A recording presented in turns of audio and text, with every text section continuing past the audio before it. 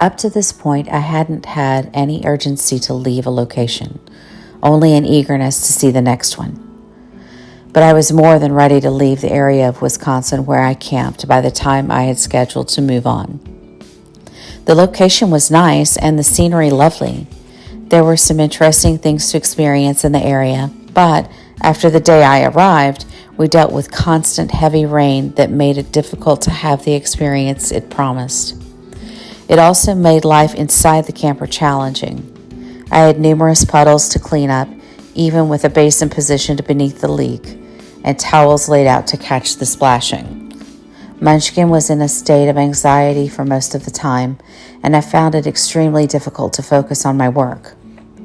The high winds that accompanied the storms kept the camper in a state of flux and had an impact on the stability of my internet connection.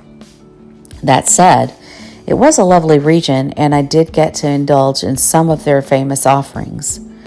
Steinbeck writes of his impression of Wisconsin with similar notes.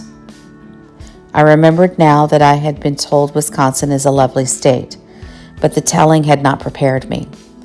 The land dripped with richness, the fat cows and pigs gleaming against the green. Cheese was everywhere. I saw a score of signs advertising Swiss cheese candy. It is sad that I didn't stop to sample Swiss cheese candy. Now I can't persuade anyone that it exists, that I did not make it up.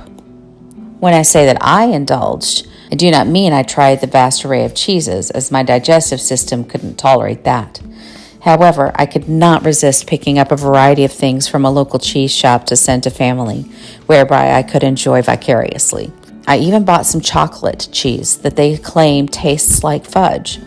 I will have to rely on the recipient's opinion to verify this. And I can also concur with Steinbeck's appreciation of the landscape. While I've seen more jaw-dropping vistas in my treks around the country, there is nothing I can say in opposition to the description of it as being lovely. It truly is. Leaving this area moves me closer in my progression across the upper portion of the country toward home, though I won't stop there for long, as I will have only half completed my journey at that point. But I am moving into territory that is somewhat familiar. I have at least driven through many of the states I will visit for the duration of my trip. The only new location will be in Vancouver, British Columbia, but I will be seeing different parts of these states as I pass through them. Steinbeck reflects on a detour in Chicago where he met up with his wife and had a break from the journey and the camper life. He said that when it was over and he resumed the quest, I had to go through the same lost loneliness all over again, and it was no less painful than at first. There seemed to be no cure for loneliness save being alone. I've read that line several times now, and it strikes me as oddly true. It seems like a contradiction, but just as literature also taught us about consuming a scant dose of poison to inure oneself to its lethal properties, it tracks that the same practice would work for insulating against loneliness. The hardest part of being alone isn't so much about missing those who aren't with you. It's about managing the discomfort of being with just yourself. It takes being alone without the distractions of other people's needs, wants, conversations, complications, and entertainments to become tolerant of your own. I've spent a lot of time alone over the years. I've spent a lot of time alone on this journey.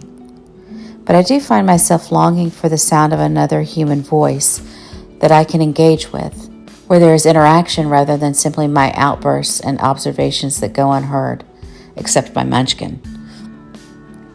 I realized how much I need more of this when I discovered I spent so much time conversing with the cat that I almost called someone else by his name. I'm closing in on the midway point of this journey, and fortunately that will come in a time and place where I can spend time with loved ones. I expect I will have some of the same difficulty Steinbeck described in getting back on the road. Not because I'm uncomfortable being alone, but because I have a strong tendency toward impatience. I've had to work hard to overcome the challenge I create for myself of waning enthusiasm. I am one of the best you'll find for getting something launched, but I struggle to keep the same level of energy to the finish line. I have a variety of tools I use to refocus, but this is the biggest, most taxing, and most personal project I've taken on, beyond raising a child. And I can tell I'm reaching a point of fatigue that will require some strategic refueling. Fortunately, I have some things ahead to look forward to that always sustain me and re-energize me.